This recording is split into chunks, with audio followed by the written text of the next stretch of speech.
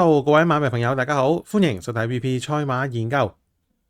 嚟緊星期日啦，跑打比啦，喺沙田馬場啊，呢個第7場啦就會咧舉行啊香港嘅打比大賽啦，4歲公明一生一次啊！今屆嘅打比咧都可以話係近年啦形勢啦最平均最緊湊嘅一次嚟噶啦。因為咧都冇乜邊匹馬咧係比較突出啲嘅，而且咧好多馬匹咧都揾嚟啦外籍嘅大師傅嚟到客串啦，希望可以咧發揮到最佳水準啊！所以相信啦，到時個戰況咧一定會相當之激烈噶啦，大家唔好錯過啦。跑大賽當然啦就係用最闊嘅 A 跑道啦。傳統嚟講咧，田 A 當然就係喺外邊冚咧就比較好啲嘅。而且因為個彎位就唔係話太急得太鋭啦，好多時啲馬轉彎咧都唔會話飛晒出去，所以咧有時候咧一啲內檔嘅後上馬咧反而咧會喺埋邊塞車噶，大家咧都要留意啦噃。而多寶方面咧，六環彩六保障咧有380萬嘅多寶嘅，而喺打比大賽即係第7場嘅四龍彩同埋4連環咧，亦都額外有300萬嘅多寶噶，都可以話咧幾豐富嘅。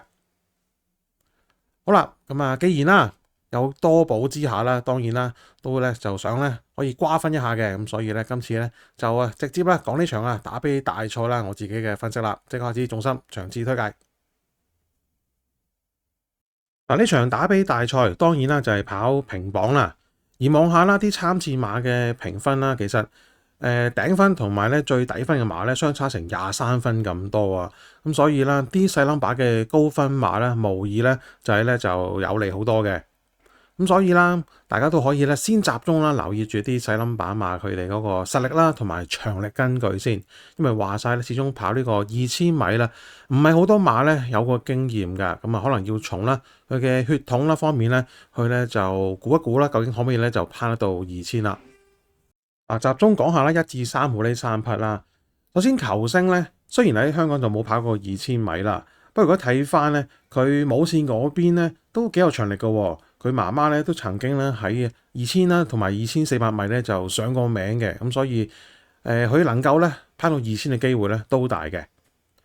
而2號嘅祝願啦，咁喺香港咧都未跑過2000㗎，而不過咧佢媽媽嗰邊咧都有咧2000米咧嘅根據嘅，咁相信咧佢都有能力咧可以咧就應付得到嘅。不過反而3號嘅玩笑咧，我就有啲疑問啦，因為佢其實父母兩線咧最多嘅長力咧都係去到1里嘅啫噃。咁上次咧就1800米啦，經典杯能夠上到名咧，唔多唔少咧係受惠嗰個步速形勢嘅啫。今次再加程多200跑到2000咧，我就有啲擔心啦，佢個長力咧到唔到啦？而望翻呢3匹馬啦，上一次喺香港經典杯碰頭嘅時候嗰個形勢咧。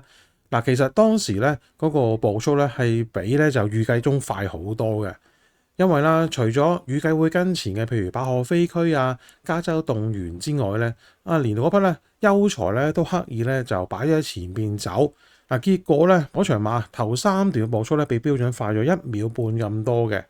咁所以啦，跑第1嘅球星同埋第3嘅玩笑咧，唔多唔少咧，都係受惠咗個偏快步速之下咧，佢就喺後邊咧就追到上嚟嘅。而嗰場啦，最蝕嘅咧應該就係祝願噶啦，因為咧佢都跟住喺一個咧就比較前啲嘅5、6位度啦，跟住個偏快步速之下咧，直路仍然有力啦，再加速上嚟，一度咧都曾經出過頭嘅。只可惜啦，最後就俾啦賺咗快步速嘅球星咧就追過咗嘅啫。不過仍然咧都能夠頂住咧玩笑嘅。而今次啦，再跑多200米啦，我相信咧玩笑可以反先咧祝願嘅機會咧就真係唔大噶啦。所以啦，球星同埋祝願咧，我就會比較咧呈先多少嘅。而呢兩匹馬究竟邊匹會比較高啲咧，都好睇啦。到時啦喺打比日呢個賽事入邊咧嗰個際遇啦同埋步速形勢嘅。不過始終啦，我就祝願呢個跑法比較彈性啲咧。雖然啦，今次就排咗個14檔，不過都冇所謂嘅，因為佢跑法啦咁機動咁主動啦，咁加上咧前面應該唔會話好多馬咧鬥取嘅啫。方宏星要喺外邊殺埋你佔據一個咧比較有利嘅前領位置咧，應該問題不大嘅。咁加上匹馬咧一向都唔會話好搶口㗎，咁所以就算俾佢望空喺二疊走嘅話咧，應該咧都可以發揮到佢最高水準嘅。嗱，呢匹1號嘅球星啦，無疑上場經典杯咧嗰個末段咧係衝得好勁嘅。不過今次咧佢抽咗呢個4檔咧，有機會啦，可能喺埋邊咧要靠追嘅時候咧會塞車嘅喎，咁所以咧有風險喺度嘅。萬一成為啦大熱門嘅話咧，其實就大家諗下咧就值唔值得搏啦。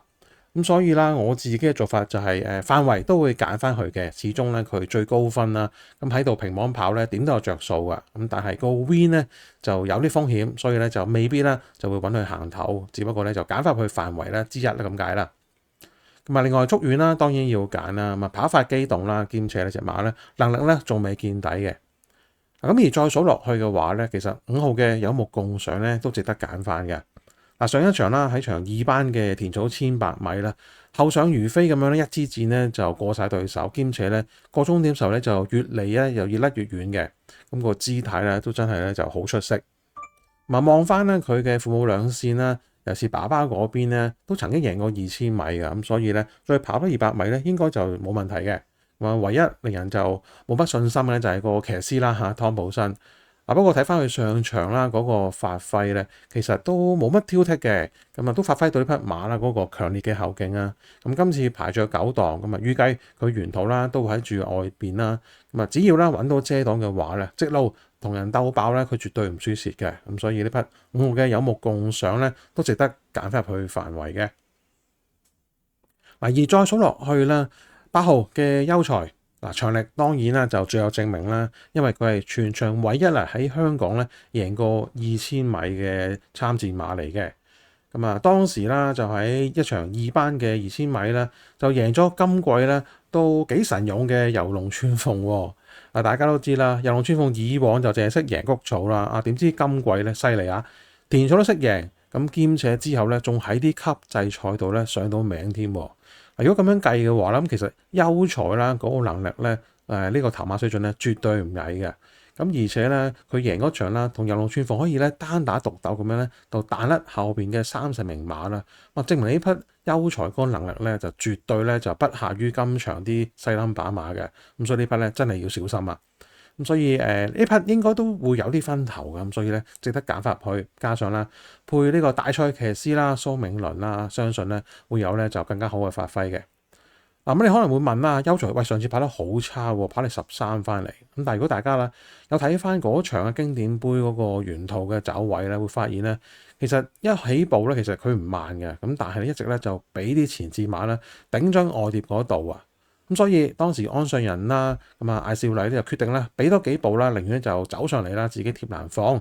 咁結果啦就放咗個咧就超快步速出嚟啦，所以直路啦好快已經腳軟啦。咁所以嗰一場啊個名次咁厚咧就有啲藉口嘅，唔好作準啦。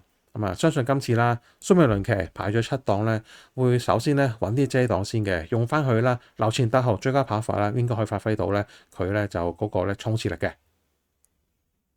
咁我認為啦，就1啦、2啦、5啦、8啦，係幾匹咧就比較咧實力上啦，同埋場力上咧有啲證明嘅馬嘅。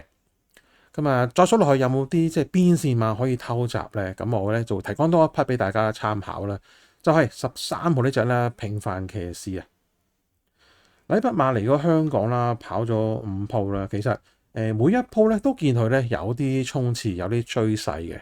隻馬咧其實都算嚟得幾快，咁但係咧好多時都係為唔同嘅際遇啦，令到佢咧到而家最叻咧都係跑咗第2嘅啫。其實啦有幾鋪如果發揮得好啲咧，相信咧可以贏馬㗎嗱，包括上一鋪經典杯佢都有份跑啦，當時仲田泰安排住個好檔嘅4檔，咁但係咧就唔知田泰安咧搞乜啦，最近都成績真係麻麻地，全程啦同隻馬咧就喺度鬥口啊，流到口抹抹。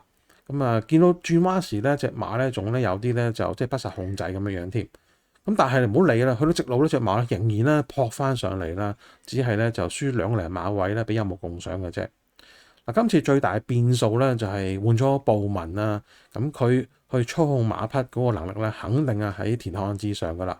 加上排埋嗰個1檔添，同埋一起步咧就會轉彎咁啦，2000米咁，所以咧佢咧係全場最賺嗰個跑道形勢噶啦。咁啊，而且咧未必需要留咁後噶啦，有呢一檔咧有機會可以咧就跟前啲啊，咁可以咧見得到呢匹馬咧真正嘅一個實力噶啦。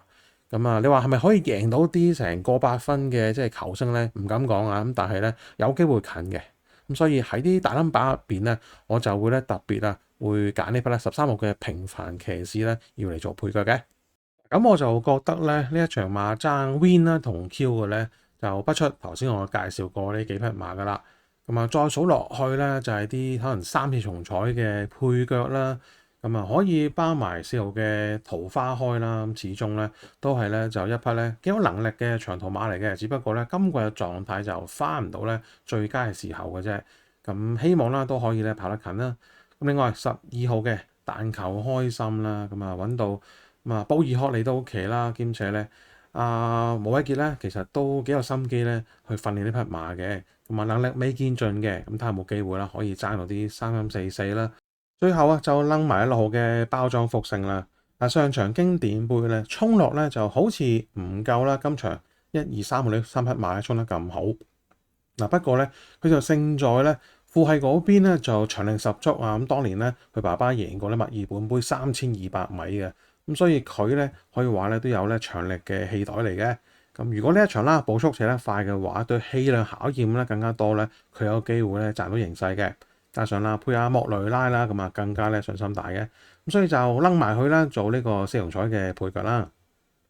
好啦，咁啊今場啦，咁啊參戰馬咧主要嘅都介紹咗咯噃。咁啊點樣買法咧？睇下真飛投注策略啦。喺今屆嘅打比大賽入邊咧，形勢啦可以話相當之平均嘅。咁我咧就買2個彩池啦，分別咧就利人位啦，用2號祝願啦。始終呢匹馬咧都喺香港演出咧，一直都相當之準成嘅。14檔都唔怕啦，應該可以咧就盡快咧 cut 到埋嚟咧，係一個咧前列位置咧，希望有得賺啦。咁啊用佢嚟做 Q 膽啦，就拖1號嘅球星，5號有目共賞，8號優才同埋13號嘅平凡騎士。另外咧，4連環同4龍彩有多寶啊，咁所以咧我就買呢個4連環啦，用2號祝願同埋8號優才雙膽啦。咁啊，除咗1、5、8、13會拖之後咧，就掕埋啦6號嘅包裝福星同埋12號嘅但求開心。另外咧仲有4號嘅桃花開啦。咁啊雙膽拖6腳啦。咁啊今次總投注咧就係310蚊嘅。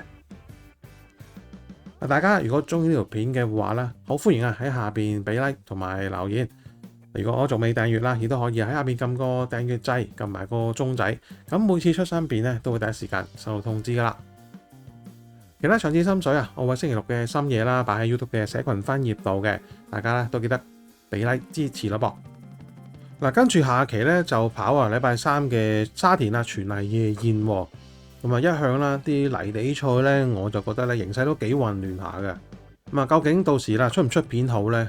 不如大家留言話我知啊。好，今條片講到呢度，下次再見，拜拜。